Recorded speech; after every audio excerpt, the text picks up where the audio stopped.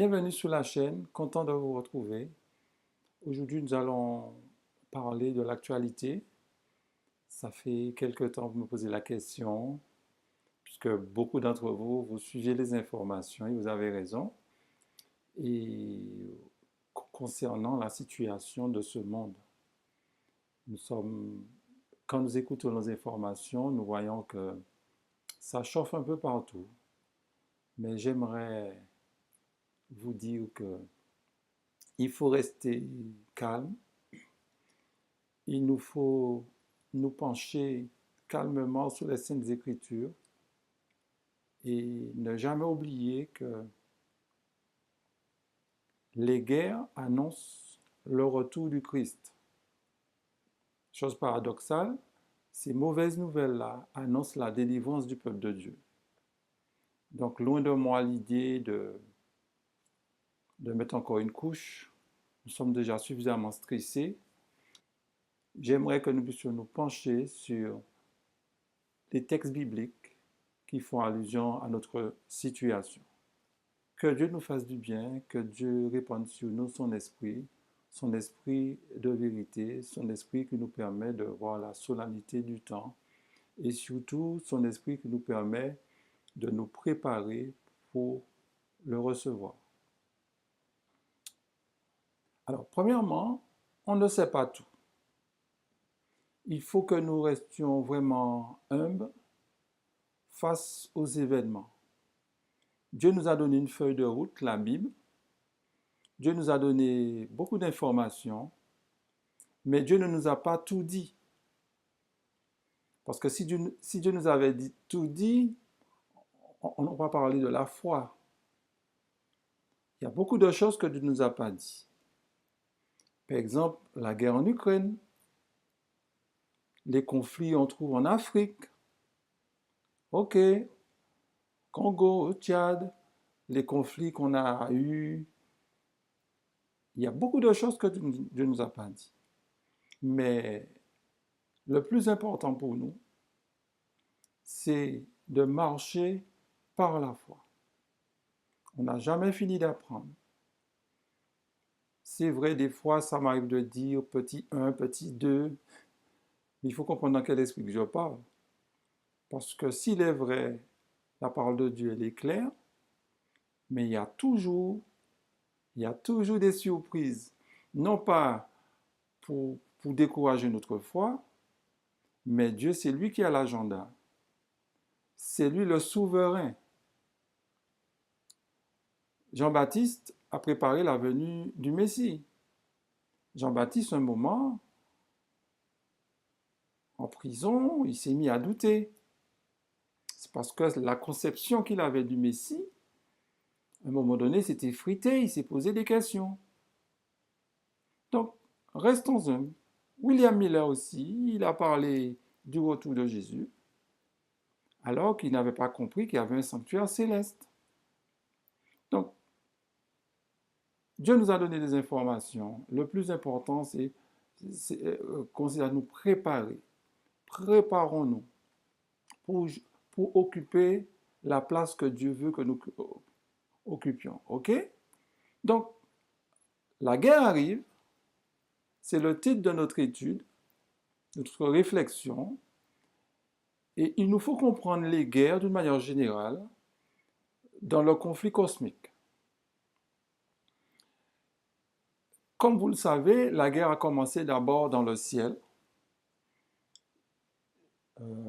Jean chapitre 8, le verset 44 nous dit « Vous avez pour père le diable, et vous voulez accomplir les désirs de votre père. Il a été meurtrier dès le commencement, et il ne se tient pas dans la vérité, parce qu'il n'y a pas de vérité en lui. Lorsqu'il profère le mensonge, il parle de son propre front, car il est menteur et le père du mensonge. » Qu'est-ce que cela veut dire? Il a été meurtrier depuis le commencement. Quel commencement? La réponse se trouve toujours dans les Saintes Écritures, Ésaïe 14. Hein? Tu disais en ton cœur, je monterai au ciel, j'élèverai mon trône au-dessus des étoiles de Dieu, je m'assiérai sur la montagne de l'assemblée, à l'extrémité du septentrion. Je monterai sur le sommet des nuées, je serai semblable au Très-Haut. Donc remarquez que Lucifer convoite la place de Dieu, et en convoitant la place de Dieu, il est devenu le diable, Satan. Sa nature s'est transformée. Sa nature qui était droite s'est repliée sur elle-même. Maintenant, Satan ne peut plus revenir en arrière. Sa nature le tire vers le bas. Donc, quand Lucifer s'est révolté, son but, c'était de tuer Dieu, d'éliminer Dieu, pour qu'il soit Dieu. Mais ce n'était pas possible. Mais son but premier, c'était ça. C'était caché dans son cœur. Personne ne le savait, mais Dieu le savait. Donc, quand l'inspiration nous dit « il est meurtrier depuis le commencement », ce qu'il nous faut comprendre, c'est quand il s'est révolté, il voulait tuer Dieu. Et quand Jésus est venu sur la terre, il a fini par le faire. Et c'est là que les anges ont compris, beaucoup qui n'avaient pas tout à fait compris, et c'est là qu'ils ont réellement vu la politique de l'ennemi, la politique de Satan. C'est parce qu'il accusait Dieu de toutes sortes d'accusations, de méchanceté, d'être un dictateur, etc. OK? Donc, je répète, la guerre doit être vue à travers le conflit cosmique. Il y a deux royaumes qui s'opposent, le royaume des ténèbres et le royaume de lumière. Ceux qui ont accepté Christ comme leur sauveur personnel font partie du royaume de lumière. Et ils doivent maintenant briller. Ils doivent briller pour pouvoir éclairer ceux qui sont dans les ténèbres. Et comment briller? Bien entendu, Christ, c'est lui la lumière. Et si Christ habite en nous, nous allons éclairer les gens qui ne connaissent pas Christ à travers tous les compartiments de la vie. OK? C'est pas seulement en disant Dieu t'aime, Dieu t'aime, Dieu t'aime, mais en nous mêlant avec les gens, en leur apportant le plan du salut, en leur expliquer comment manger, etc. Et c'est comme ça que nous allons pouvoir faire connaître le Christ à travers notre exemple. OK? Donc, quand Lucifer pêche et il devient Satan, il va faire quoi? Il va s'en prendre à la terre. Il va s'en prendre à la terre. Dans le livre de la Genèse, Genèse 3, le verset 6, la femme vit que l'arbre était bon à manger et agréable à la vue, et qu'il était précieux pour ouvrir l'intelligence. Elle prit de son fruit et en mangea, et en donna aussi à son mari, qui était auprès d'elle, et il en mangea. Donc, ici, nous avons la race humaine qui pêche, Ève et Adam. Ce n'est qu'au moment où Adam pêche vraiment que le péché entre d'une manière sur la race humaine. C'est parce que Adam était le responsable. On ne va pas insister sur ça, mais Adam était le responsable. Et quand Adam va manger le fruit, la nature humaine, n'est-ce pas, va changer. Nous avons tous une nature pécheresse. Nous sommes intrinsèquement mauvais. Il n'y a rien de bon en nous. Nous sommes menteurs, nous sommes voleurs, nous sommes meurtriers, nous sommes adultères. Toutes ces choses se retrouvent en nous. La méchanceté, c'est tout à fait normal pour un être humain d'injurier, de ne pas être poli, de convoiter. C'est normal. On ne naît pas et on fait le bien. Ce n'est pas possible. Ce n'est pas possible. Parce que de notre nature, le problème de l'homme, ce n'est pas seulement son péché, c'est surtout sa nature. OK? Donc, quand l'homme pêche, l'homme va s'associer avec la rébellion qui s'est déroulée dans le ciel. Et la terre devient une forme de réceptacle de Satan. Satan maintenant va transposer cette lutte qui se passait là-haut, il va le transposer sur la terre. OK? Donc, l'homme n'est pas pacifique. L'homme est un homme de guerre, c'est un instrument de guerre. L'homme veut conquérir. C'est pour cela que quand vous lisez l'Ancien Testament, vous allez voir beaucoup de guerres, de territoires. Et c'est comme ça. L'homme maintenant cherche l'or, l'homme cherche le pétrole, l'homme cherche tout ce que Dieu a mis de précieux sur la terre. L'homme cherche des territoires, l'homme cherche à conquérir des femmes. L'homme, en nous, mes amis, a le désir de domination. L'exaltation du moi se trouve dans tous les domaines de la société. Dans tous les domaines de la société. Donc la guerre commence déjà là. Donc il n'y a rien de bon en l'homme. Ne faites pas à l'homme confiance, ne vous faites pas confiance. Nous ne sommes pas fiables. Donc, il y a eu plusieurs guerres depuis que l'homme existe, n'est-ce pas? Donc, toutes les nations qui ont dominé la terre, c'est par la guerre qu'elles l'ont obtenue.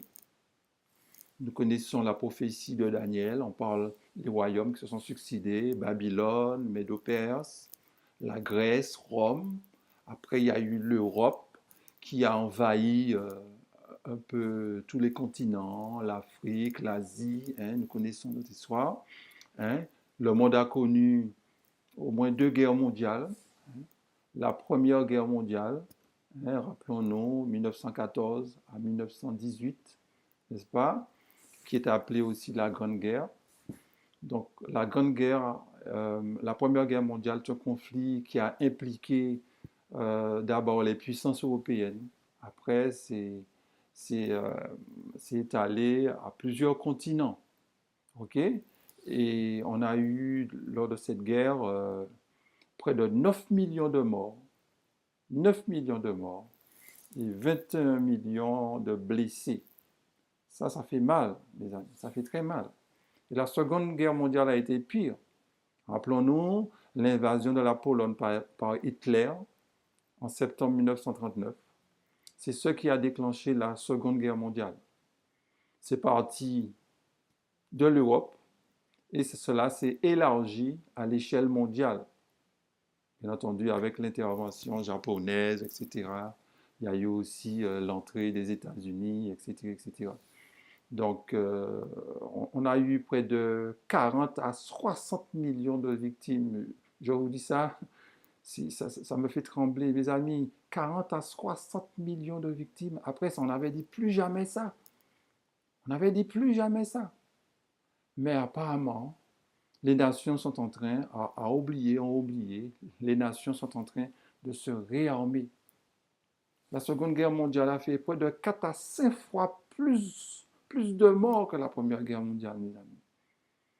Et rappelons-nous, l'Union soviétique, à l'époque, a subi les pertes humaines les plus élevées. Qui dit l'Union soviétique, il faut peut-être aussi inclure l'Ukraine aussi dedans. OK? Nous devons beaucoup à ces personnes. OK? Donc, mes amis, la guerre, la Seconde Guerre mondiale, après la Seconde Guerre mondiale, le monde se divise en 2 camps. Il y a les pays de l'Est, sous l'influence russe, non, je dirais plutôt l'URSS pour être précis, et les pays de l'Ouest sous l'influence des États-Unis, rappelons-nous tout cela. Donc c'est le début de la guerre froide. Il y avait le bloc de l'Est qui s'est effondré en 1989, je me rappelle de ça très bien, avec la chute du mur de Berlin. OK? Après la Seconde Guerre mondiale.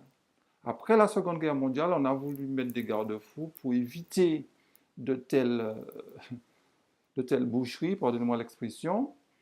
On a créé l'ONU, l'Organisation des Nations Unies. Okay? C'est une organisation internationale qui a été fondée en 1945,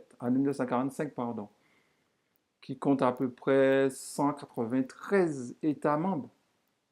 Donc sa mission, n'est-ce pas, sa mission, c'est de maintenir la paix et la sécurité au point de vue international. Mais comme vous le savez, quand vous lisez l'article 1, par exemple, euh, ça a quand même joué, quand même, il faut dire les choses. S'il n'y avait pas l'ONU, je crois qu'il y aurait eu davantage de guerres. Je pense que c'est Dieu qui a permis à l'ONU de la création de l'ONU. Personnellement, j'y crois. On a eu aussi, en 1949, à Washington, la création de l'OTAN. L'OTAN où il y a des pays atlantiques, les pays européens aussi, c'est l'Amérique, sous la coupole des États-Unis, euh, qui promet de protéger tous les pays européens faisant partie qui sont membres. Donc, l'OTAN qui a 32 membres, hein, et il y a beaucoup de pays qui ne font pas partie de l'OTAN. Par exemple, l'Ukraine. Si l'Ukraine faisait partie de l'OTAN, je pense que ce qui se passe en ce moment en Ukraine serait vraiment différent.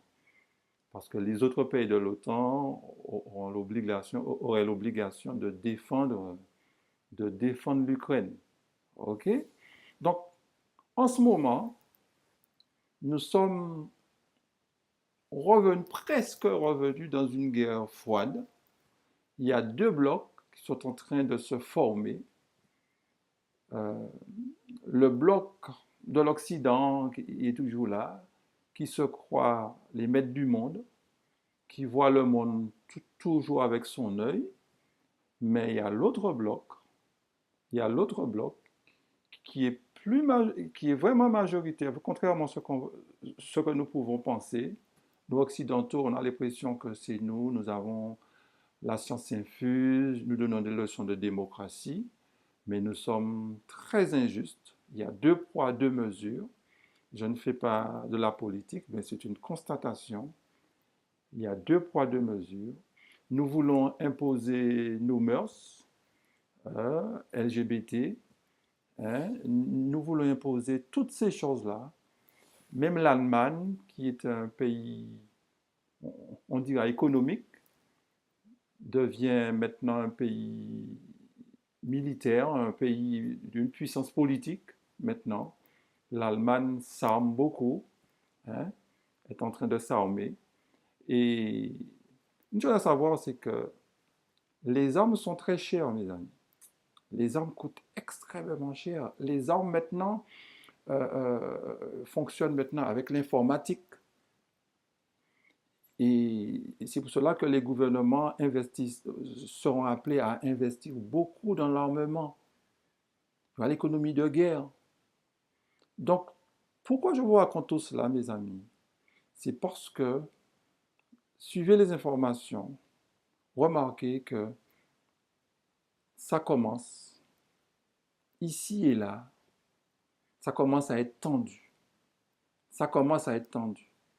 Et nous ne savons pas à quel moment que les choses vont se dérouler, par qui ça va se dérouler. Mais nous savons une chose, je vais vous montrer, il y aura une guerre mondiale.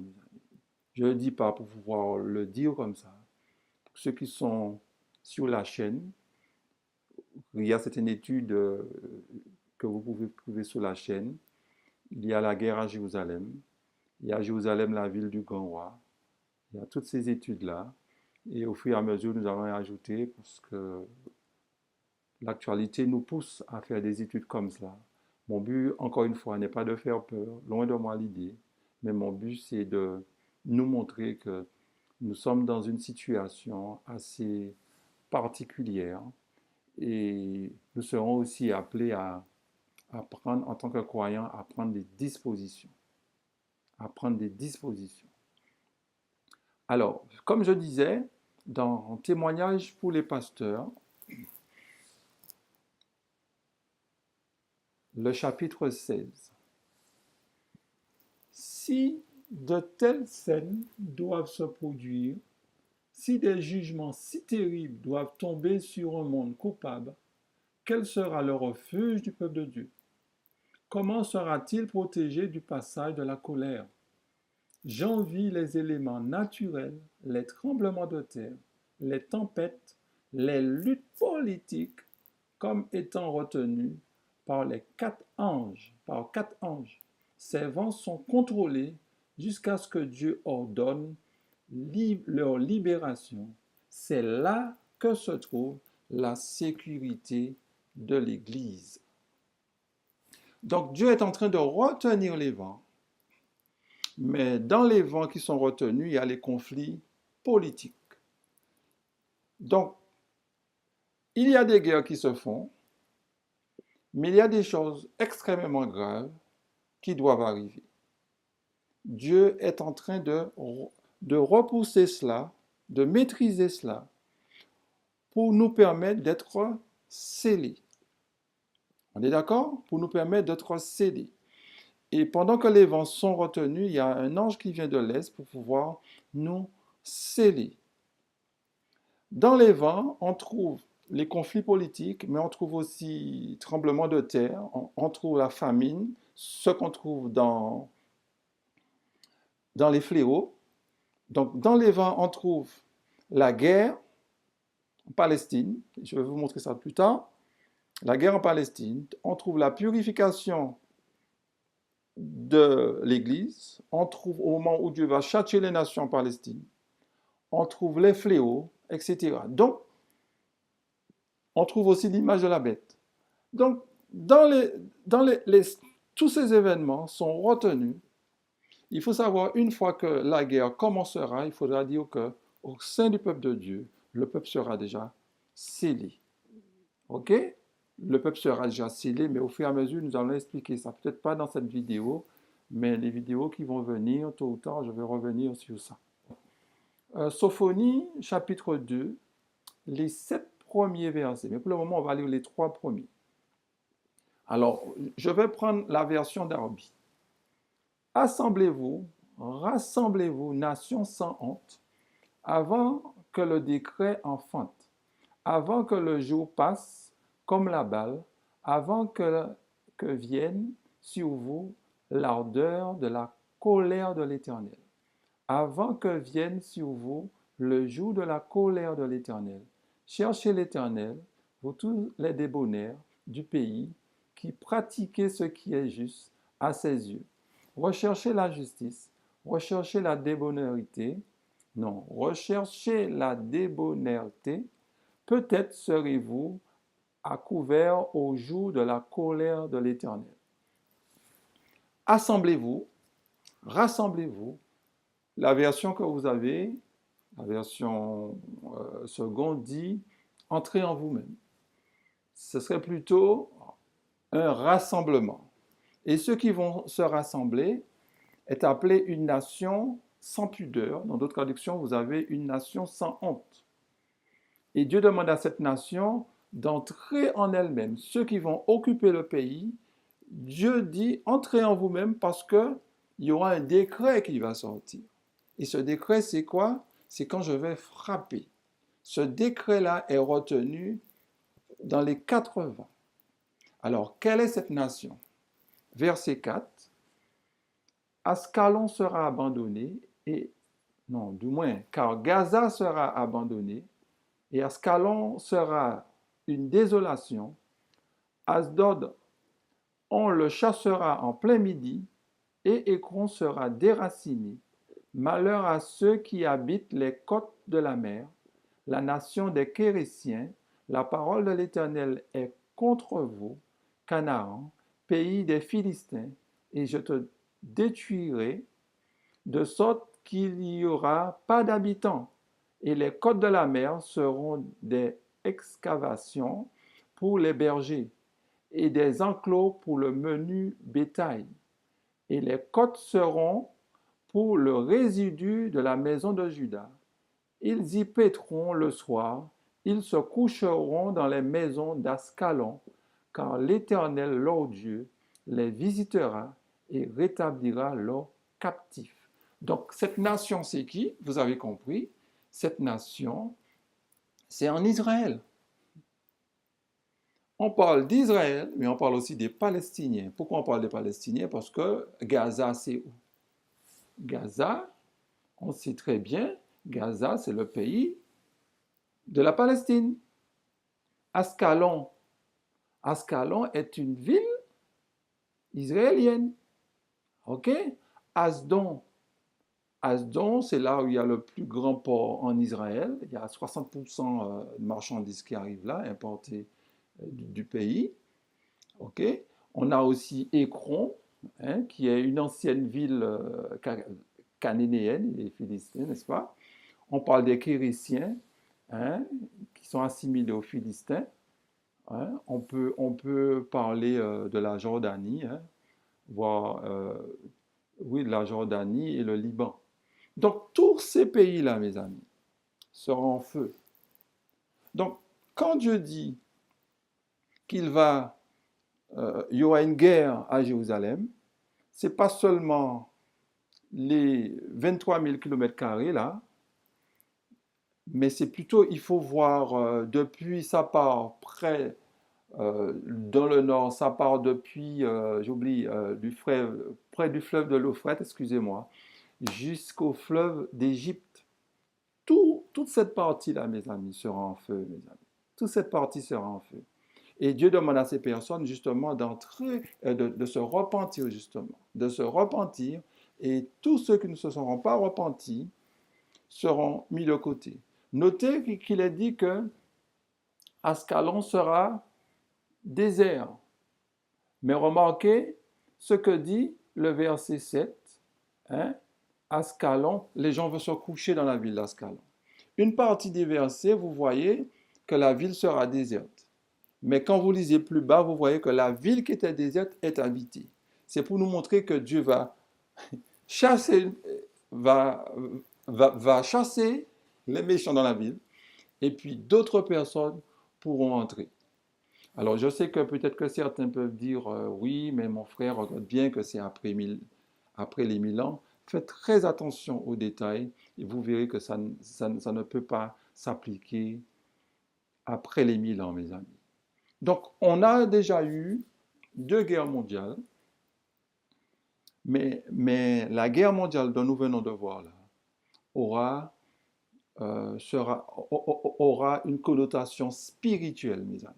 Aura une connotation spirituelle parce que nous avons vu que l'Éternel va intervenir. Il n'est pas intervenu lors de la Première Guerre mondiale, il n'est pas intervenu lors de la Seconde Guerre mondiale. Et cette guerre-là annoncera la venue de l'époux. Voici l'époux. Cette guerre-là annoncera la venue de l'époux, mes amis. Seuls ceux qui auraient étudié, seuls ceux qui se seront aussi préparés pourront recevoir l'époux, mes amis. Il faudra avoir de l'huile dans la lampe, mes amis. Parce que l'appel voici l'époux a lieu avant que l'époux n'arrive. L'appel voici l'époux permettra, n'est-ce pas, aux 10 vierges, n'est-ce pas, de préparer leur lampe. OK? De préparer leur lampe pour aller à la rencontre de l'époux. Si on n'a pas la lampe allumée, hein, on ne pourra pas aller à la rencontre de l'époux. OK? Les folles vont trouver l'huile, mais ça sera trop tard. Elles vont trouver l'huile, mais ça sera trop tard. Joël 3 nous dit, versets 2 à 7, « Je rassemblerai toutes les nations et je les ferai descendre dans la vallée de Josaphat. Là, j'entrerai en jugement avec elles au sujet de mon peuple d'Israël, mon héritage, qu'elles ont dispersé parmi les nations, au sujet de mon pays qu'elles se sont partagées. Ils ont tiré mon peuple au sort, ils ont donné le jeune garçon pour une prostituée, ils ont vendu la jeune fille pour du vin, et ils ont bu. Que me voulez-vous tirer ici donc? Et vous tous, district des Philistins, voulez-vous tirer vengeance de moi? Si vous voulez vous venger, je ferai bien vite retomber votre vengeance sur vos têtes. Vous avez pris mon argent, mon or, et ce que j'avais de plus précieux et de plus beau, vous l'avez emporté dans vos tentes. Vous avez vendu les enfants de Juda, de Jérusalem aux enfants de Javan, afin de les éloigner de leur territoire. Voici, je les ferai revenir du lieu où vous les avez vendus, et je ferai retomber votre vengeance sur votre tête. Je sais qu'en tant que chrétien, on on n'analyse pas ces versets. Ces versets nous sont étrangers. On donne soit on fait de l'histoire avec, soit on applique ça, ou bien dans le futur, après les 1000 ans, on ne fait pas attention à ces choses-là. Mes amis, cette partie de terre est exploitée par l'homme, mais Dieu est oublié. La volonté de Dieu n'est pas respectée. Rappelez-vous, en Israël, quand Dieu avait emmené les enfants d'Israël dans le pays où il coule le lait et le miel, notez que chaque fois que le peuple de Dieu était dans la désobéissance, surtout quand il persistait dans la désobéissance, Dieu les chassait. Jusqu'à la journée où nous parlons, ils sont encore dans la désobéissance. Donc ceux que Dieu va emmener là sont ceux qui ont fait la paix avec lui. Et celui qui a emmené la paix, c'est Jésus-Christ. Donc si ces personnes qui habitent là n'acceptent pas Jésus-Christ comme leur sauveur personnel, ces personnes ne pourront pas jouir de cela.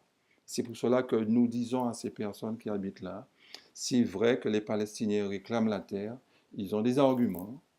Les Juifs réclament la terre, ils ont aussi des arguments. Ce n'est pas que nous devons être indifférents parce que le sang coule, ça fait mal. Il y a un massacre qui se fait là en ce moment. Ok, ça a commencé depuis plusieurs années. On connaît l'atrocité, ce qui s'est passé le 7 octobre, c'est inadmissible, c'est un crime. Et il y a encore un crime encore qui se déroule en ce moment sous nos yeux. La mort accomplit sa mission. Et tous les pays se taisent. Se taisent. Il y a un silence assourdissant. OK? Donc, Dieu nous dit, tout cela va finir, mes amis. Toutes ces méchancetés-là vont finir, mes amis. Dieu prendra le règne dans cette partie-là, dans cette région, mes amis. Dieu prendra le règne avant le retour de Jésus. Et regardez tout sur la chaîne, tous les sujets qui tournent autour de cette thématique et vous aurez une idée plus large. Rappelons-nous ce que Jésus avait dit. Quand ces choses commenceront à arriver, redressez-vous et levez vos têtes parce que votre délivrance approche. Et j'aimerais terminer avec cette idée en tête. Quand ces choses arriveront, qu'est-ce qu'il nous faudra faire? Redresser la tête. Une manière de dire, notre délivrance est proche. Ne nous arrêtons pas sur ce que nous voyons. Il faut que nous ayons une vision. OK? Dans 1 Pierre 4, verset 17, car c'est le moment où le jugement va commencer par la maison de Dieu. Or, si c'est par nous qu'il commence, quelle sera la fin de ceux qui n'obéissent pas à l'évangile? Qui veut dire que nous avons vu que Dieu va châtier les nations qui vont combattre contre Jérusalem, mais avant que Dieu ne le fasse, il va d'abord demander à ceux qui ont cru en lui, son Église, ses enfants sur la terre, des comptes. Donc le jugement doit commencer d'abord par sa maison, ce qui sous-entend Ézéchiel 9 doit commencer aura lieu, n'est-ce pas, avant que Dieu ne frappe les nations. La guerre va commencer avant Ézéchiel 9, certes, mais pendant la guerre, pendant que les nations vont occuper la Palestine, Dieu va purifier son Église. Une fois que son Église sera purifiée, Dieu va entrer en jugement contre les nations qui ont pillé tous les biens de Dieu. Et Dieu va les chasser, mes amis. Le plan de Dieu n'est pas de détruire. Le plan de Dieu, c'est de sauver. C'est pour cela, un jour, nous allons faire une étude où je vais vous montrer qu'avant la guerre, on devra dire aux gens, on devra expliquer aux gens, et d'ailleurs, on peut le commencer aujourd'hui, qu'il ne faut pas réclamer cette terre-là. Cette terre-là appartient à Dieu. Cette terre appartient à Dieu. Du moins, si vous voulez rester là, il faut accepter le plan de Dieu, mesdames. Le plan que Dieu a pour nous d'abord. On est d'accord? Donc, rappelons-nous, quand cette guerre va commencer, même avant que cette guerre ne commence vraiment, ça sera la période du retour, ce qu'on appelle la détresse de Jacob. Jacob sur le chemin du retour. Le retour se fait, commence du moins, quand, quand on sent que la guerre est imminente. On saura que nous sommes sur le chemin du retour. Et rappelons-nous, sur le chemin du retour, Dieu demande à Jacob de retourner chez lui. Rappelons-nous dans Genèse 32, le verset 29. Qu'est-ce qu'il dit? Jacob l'interrogea en disant, fais-moi, je te prie, connaître ton nom. Il répondit, pourquoi demandes-tu mon nom? Il le bénit là. Jacob appela ce lieu du nom de Péniel, car, dit-il, j'ai vu Dieu face à face et mon âme a été sauvée. Donc le but, quand Jacob est revenu, devait retourner dans sa patrie, Dieu a voulu que Jacob le rencontre. Jacob avait eu déjà des contacts avec Dieu. Mais Jacob n'avait pas encore vu la laideur de son péché. Et sur le chemin du retour, Jacob prendra conscience de la laideur de nos péchés. Qui veut dire que le moment est venu, mes amis, pour que nous puissions nous regarder. Le moment est venu pour que nous puissions nous regarder face à la loi de Dieu et nous réfugier dans les bras de Christ. Laissons Christ mettre de l'ordre dans notre vie, mes amis. Je parle en particulier aux croyants. OK? Parce que le jugement va commencer d'abord dans la maison du Seigneur. Donc, Jacob va voir Dieu. Il ne va pas voir Dieu face à face, mais il va sentir la présence de Dieu. Il va toucher parce qu'il va se battre avec l'ange de l'Éternel. Et il va savoir que si Dieu, il se battait avec Dieu, il va demander à Dieu de le bénir. Et Dieu va le bénir. Malgré sa souffrance, il va demander à Dieu de le bénir et Dieu va le bénir. C'est à ce moment-là, ce n'est qu'à ce moment-là qu'il reçoit le droit d'aînesse, mes amis. Il ne reçoit pas le droit d'aînesse avant. Il reçoit le droit d'aînesse là. Parce que le droit d'aînesse, comment dire, l'Esprit de Dieu, ce n'est pas Isaac qui l'a donné. La bénédiction, ce n'est pas Isaac qui l'a donné. C'est Dieu qui donne la bénédiction. En plus, il a usurpé l'identité de son frère. Ce n'est pas possible. Là, Dieu lui donne la bénédiction. Mais il fallait qu'il se voie, mes amis. Rappelons-nous Job. Job 42, verset 5. Mon oreille avait entendu parler de toi, mais maintenant mon œil t'a vu. Job avait la crainte de Dieu, il était intègre, mais il n'a pas encore vu Dieu. Il pensait, il disait qu'il n'avait pas, il était clean, il n'avait rien à se reprocher. Mais quand Dieu a parlé, il a vu la distance qui est entre lui et Dieu. Il a compris que même sa sainteté ne sera pas suffisante pour lui accorder le salut, que c'est une grâce que Dieu lui fait. Et quand il a vu Dieu, c'est-à-dire quand Dieu lui a parlé, quand il a vu la distance, quand Dieu lui a demandé est-ce qu'il avait quelque chose à dire, il n'avait plus rien à dire. Plus rien à dire. Et là, il s'est repenti. Parce qu'il n'avait pas compris non plus qu'il avait une nature pécheresse. Et cette nature pécheresse, quel que soit le niveau spirituel qu'on peut atteindre, mes amis, cette nature pécheresse nous disqualifie pour le ciel. C'est la grâce de Dieu. Si vous arrivez à remporter la victoire sur vos défauts avec la grâce de Dieu, j'ai bien dit, c'est grâce à Dieu. Si vous arrivez à un certain niveau spirituel, toute la gloire revient à Dieu. Même quel que soit le niveau que vous allez atteindre, que nous allons atteindre, ce niveau-là ne va pas nous accorder le salut. Ce sera toujours une grâce de Dieu. Ne l'oublions pas. D'ailleurs, Ésaïe le dit très bien. Ésaïe 6, verset 5. Alors je dis, malheur à moi, je suis perdu, car je suis un homme dont les lèvres sont impures. J'habite au milieu d'un peuple dont les lèvres sont impures. Et mes yeux ont vu le roi, l'Éternel des armées. Mes yeux ont vu. Ésaïe dit, mes lèvres sont impures. La perfection, mes amis, commence quand on voit la laideur de son péché, la laideur de sa nature. C'est ça la perfection, se voir et voir la grandeur de Dieu. La perfection commence comme ça. La perfection, ce n'est pas un niveau qu'on atteint et puis on ne va pas plus loin. La perfection grandit, mes amis. Et puis c'est Jésus qui dit dans Matthieu 5, le verset 48, « Soyez donc parfaits comme votre Père céleste est parfait. » La conjonction donc là fait allusion à l'amour. La perfection, c'est en amour, mes amis. C'est ça.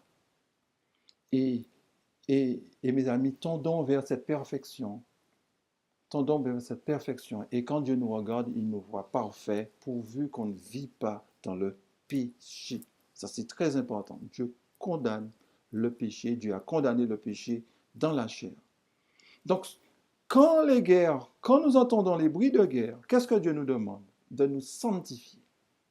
Ne pas avoir peur, de ne pas écouter tout le temps France 24, I24, etc. Non, non, non, non, non. CNN, etc., comme nous écoutons. Mais même si nous écoutons, mais redressons la tête. Étudions nos Bibles et restons au pied de la croix. Et surtout, mes amis, ne soyons pas ignorants. Dieu nous a donné une feuille de route. Ne soyons pas ignorants de ce que Dieu a dit. Je sais, je répète, au sein du christianisme, ces sujets ne sont pas très développés. Mais mes amis, penchons-nous sur ces points-là. Dans Isaïe 31, le verset 4 à 8, ainsi parle, du moins je reprends, car ainsi m'a parlé l'Éternel, comme le lionceau rugit sur sa proie, et malgré tous les bergers rassemblés contre lui, ne se laisse ni effrayer par leur voix, ni intimider par leur nombre. De même, l'Éternel des armées descendra pour combattre sur la montagne de Sion et sur sa colline. Comme des oiseaux déploient les ailes sur leur couvée, ainsi l'Éternel des armées étendra sa protection sur Jérusalem. Il protégera et délivrera, il épargnera et sauvera. Revenez à celui dont on s'est profondément détourné, enfants d'Israël. En ce jour, chacun rejettera ses idoles d'argent et ses idoles d'or que vous vous êtes fabriquées de vos mains criminelles. Et l'Assyrien tombera sous un glaive qui n'est pas celui d'un homme, et un glaive qui n'est pas celui d'un homme le dévorera. Il s'enfuira devant le glaive, et ses jeunes guerriers seront asservis. Ainsi, comment dire, des bergers qui entourent un lion, et le lion n'a pas peur. Les nations ne vont pas faire peur à Dieu. Ça, c'est rien pour Dieu, mes amis. Ainsi, Dieu va descendre, Dieu va frapper les gens qui seront sur la montagne. Notez bien le lieu géographique où Dieu va intervenir. Notez bien le lieu géographique où Dieu va intervenir. Et s'il est vrai que la Seconde Guerre mondiale a fait des millions et des millions de morts, cette guerre-là, il y aura des morts. Mais c'est vrai, les nations ont le nucléaire maintenant. On peut dire que, mes amis, mais si une troisième guerre mondiale, la Terre va disparaître, non. C'est Dieu qui a créé la Terre. Dieu ne permettra pas à l'homme de détruire la Terre. Et Dieu ne permettra pas à l'homme de détruire Israël non plus. Non, mes amis. Parce que remarquez, au verset 5, qui est comparé à un oiseau qui couvre ses petits. Donc Dieu va protéger son pays. Ne vous inquiétez pas. Dieu va protéger son pays. Parce que ça appartient à Dieu, mes amis. Et notez, quand Dieu fera ça, Dieu nous dit de revenir à lui. Donc, puisque nous savons que Dieu le fera, justement, revenons à Dieu. Et quand nous allons revenir à lui, Dieu nous dit on doit abandonner toutes nos idoles. C'est quand nous allons abandonner toutes nos idoles que les puissances vont tomber, mes amis. Les puissances vont tomber. Ce qui veut dire que quand son peuple sera scellé, les puissances vont tomber. Ce qui veut dire que le décret que nous avons vu dans Sophonie pourra s'accomplir, mes amis. Dieu pourra châtier les nations et Dieu pourra aussi exécuter ce que nous avons lu dans Ézéchiel, le chapitre 9. Donc il nous faut revenir de tout notre cœur à l'Éternel et abandonner nos idoles. Alors vous allez me poser la question sur la Syrie qui est là. C'est la Syrie moderne, nous n'avons pas encore fait cette étude-là. Mais quoi que vous pouvez écouter l'étude, regarder l'étude sur l'Amérique. Hein, sur l'Amérique, je parle un peu de la Syrie, mais il faudrait peut-être que je programme un jour une étude sur la Syrie et pour nous montrer que Ésaïe s'est inspiré, du moins Dieu s'est inspiré d'une puissance à l'époque montante dans la région pour pouvoir donner une prophétie. Et cette prophétie concernait le temps de la fin, les nations, en particulier, je le dis comme ça, mais je vais le prouver une autre fois, les États-Unis d'Amérique ainsi que ses alliés. Donc ce ne sont pas seulement les États-Unis qui vont subir une défaite en Palestine, mais aussi les Arabes, la Chine, les Russes. Tous ces pays-là vont subir une défaite. OK? Mais l'Amérique ne va pas encore tout à fait tomber, parce que c'est après la guerre en Palestine que Satan inspirera les Américains pour instaurer l'image de la bête. Pour instaurer l'image de la bête. Donc l'image de la bête ne se fera pas avant la guerre. Et c'est pour ça que je vous disais, alors je ne sais pas si je l'ai enregistré, mais je disais à mes frères et sœurs sur Zoom que au moment de, comment dire, du Covid, le Covid, c'était pas encore l'image de la bête. C'était pas encore l'image de la bête. Ce que nous devons regarder en premier lieu, c'est la guerre qui aura. Ça sera d'abord. Et économiquement, les pays vont perdre beaucoup et ils n'auront pas d'autre choix. Satan va proposer une solution économique et tous les pays vont faire l'unanimité derrière cette solution. Pour le moment, là, il y a deux blocs. Des pays émergents essaient de créer une monnaie, veulent se débarrasser du dollar parce que le dollar, c'est la politique américaine avec le dollar. On ne va pas entrer dans ce débat-là. Mais bientôt, il y aura une organisation mondiale. Il y aura un nouvel ordre mondial. Et il y aura plus. Ces deux blocs-là vont se donner la main, mes amis. Ces deux blocs-là vont se donner la main parce que la situation économique ils seront obligés de faire ça. Le problème, comme je dis toujours, de tout gouvernement, droite, gauche, communiste, djihadiste, tout ce que vous voulez, même si on ne le dit pas, c'est l'économie. Chacun a sa solution. Mais le problème du monde, des hommes économiques, des hommes politiques, c'est l'économie. OK? Mais nous qui sommes chrétiens, mes amis, n'oublions pas, nous devons maintenant entrer en nous-mêmes. Parce qu'il y a une guerre, non pas la guerre de missiles, mais le moi, il y a cette dualité en nous. Il nous faut laisser Dieu, il faut donner à Dieu la première place. Et ce scellement-là, les vents sont retenus et nous devons être scellés dans Ézéchiel 9, le verset 4, seulement le verset 4. Certains vont dire, oh là là, il ne voit pas Ézéchiel. Ézéchiel 9, le verset 4, je vous taquine. L'Éternel lui dit, passe au milieu de la ville, au milieu de Jérusalem, et fais une marque qui fond, non, sous leur front des hommes. Alors je reprends. L'Éternel lui dit, passe au milieu de la ville, au milieu de Jérusalem, et fais une marque sur le front des hommes qui soupirent et qui gémissent à cause de toutes les abominations qui s'y commettent. Notez que dans le verset 4, il y a deux parties. Il y a ceux qui sont scellés, et il y a ceux maintenant au verset 5 du moins, qui vont recevoir la sentence. Le jugement des vivants, c'est au verset 4.